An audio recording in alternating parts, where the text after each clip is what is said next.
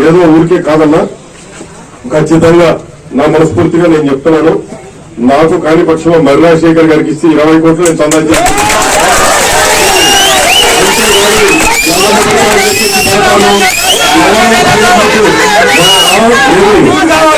పైన CM office కి పిలిచి ఎవరో ఇద్దరు ముగ్గురు చెబితే వినడానికి అంత భయపడటానికి కాదు.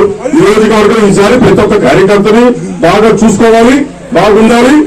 మన కార్యకర్తలు రాజకీయ తప్ప తెలుగుదేశం కేసులు పెట్టి చూపించండి. ఈ 5 సంవత్సరాల్లో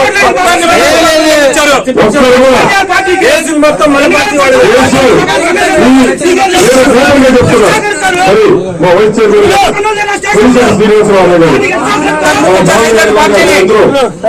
6.5 కోట్ల పని తీసుకొని 3 కోట్లు ఇచ్చి 2.5 కోట్లు కొట్టి ఈ రోజు పోయి గుంటూరులో కూర్చొని కాదని ఆయన ద్వారా అడగండి. నాకు 6.5 కోట్లు ఇవ్వాలి. నేను ఇందాక సత్యం అడిగితే అమ్మాయి చిత్రం వదిలేయని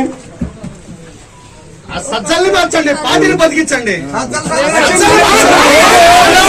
ఎమ్మెల్యేలు మాకు ఈ రోజు గుంటూరు నుంచి ఎవరు వస్తారా లేకపోతే విజయవాడ నుంచి ఎవరు వస్తారో మాకు అవసరం. చిలకలూరుపేట వ్యక్తిగా ఇక్కడ నేను ఉన్నానా లేదా కన్నా చిలకలూరుపేట వ్యక్తిని నిజమైన వ్యక్తి కరెక్ట్ అయిన వ్యక్తిని పెట్టండి.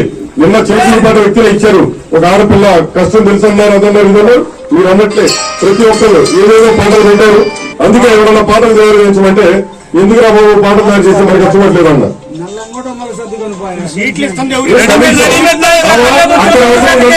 అక్కడ కాబట్టి అక్కడ పెట్టి